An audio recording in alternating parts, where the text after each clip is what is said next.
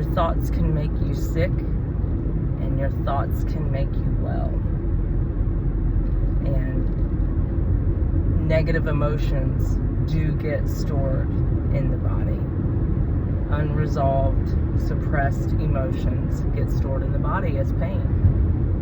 And I just listened to a podcast with David Bayer, and he was talking about this very thing. And it resonated with me because I also just left the gym doing things that many years ago doctors told me I would never be able to do.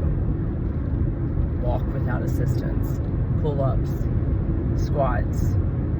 I suffered chronic, debilitating pain for many years, physical pain and emotional pain. And it manifested in the form of inflammation, emotional inflammation, but also physical inflammation in my body. And when doctors told me that I would need surgery for the spinal injury in my back, I didn't have surgery. And I did spend years in pain, but I started to learn how to address the things that were making me unwell. The thoughts, the feelings of lack or insecurity or resentment, anger, all the negative emotions, which as humans we're going to have an array of emotions, all of the human emotions, but when they're left unaddressed, suppressed, hidden, they don't go away. They will manifest as physical pain. So I started learning about physically what I could do for myself, and for me that started just stretching in a bed, because getting out of bed hurt every morning. So I would just start stretching in the morning and not lying to myself saying I am healthy, I am well, because I wasn't. So that would just be lying to myself. But I started saying every day I am getting better. Every day in every way I am getting better. And I started to believe it. Not just because I was speaking the words, but because I was also taking physical action. I started my own kind of physical therapy, and it started basic.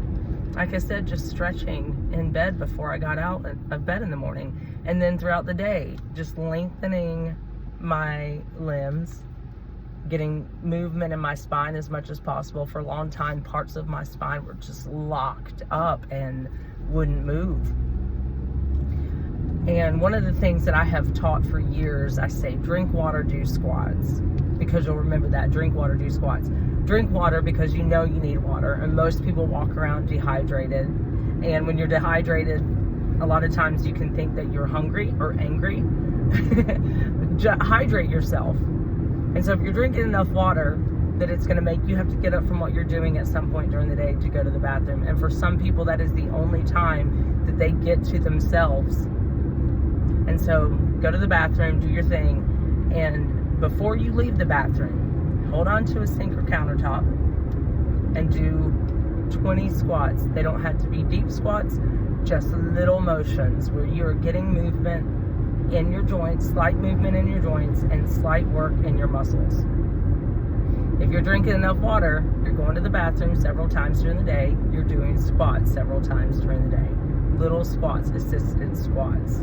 If you can stand on 2 feet and hold on to something, you can start with squats at a sink or countertop. Little bits throughout the day. And mentally saying, I am getting better. But also choosing to deal with the things that are holding you back.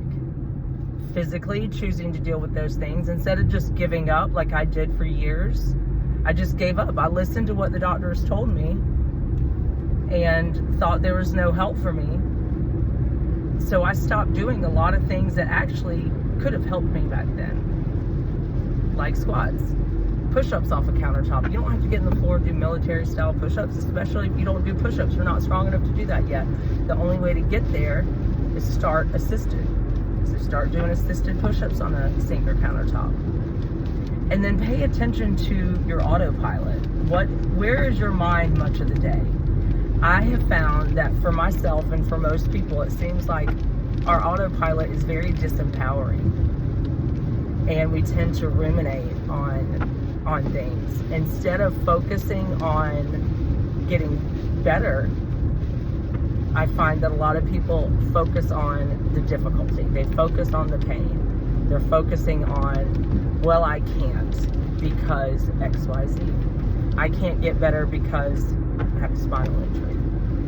I can't have a successful life because this thing happened to me one time and I haven't been able to get over it yet.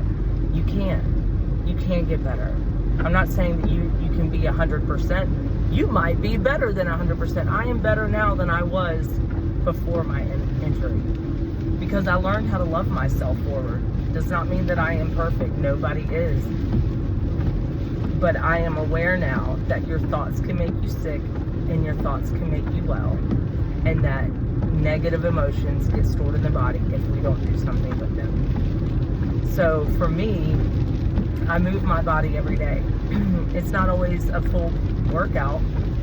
In the beginning, it was basic stretching in the bed, basic stretching throughout the day, holding on to something because I couldn't balance myself, and squats and push-ups on a countertop. That's all I could do, but I did it every single day. I drank water, so every time I had to go to the bathroom, I remembered, oh yeah, do some squats, do some push-ups, speak words of encouragement to yourself, because otherwise we're on autopilot all day long, and chances are that autopilot is very defeating, very negative, still ruminating on the past, still thinking about negative things, and that's what I have found to be most people's autopilot. So if you want to get better, you can get better, but you have to shift your focus.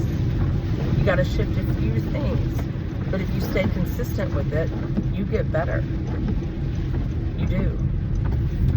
So that is something that I have really worked on and coached with now, is your thoughts, how you speak to yourself, movement throughout the day. Are you giving your body movement? You do not have to go to a gym and be a bodybuilder. That's not what I'm talking about, but move your body. Most people sit too much all day long.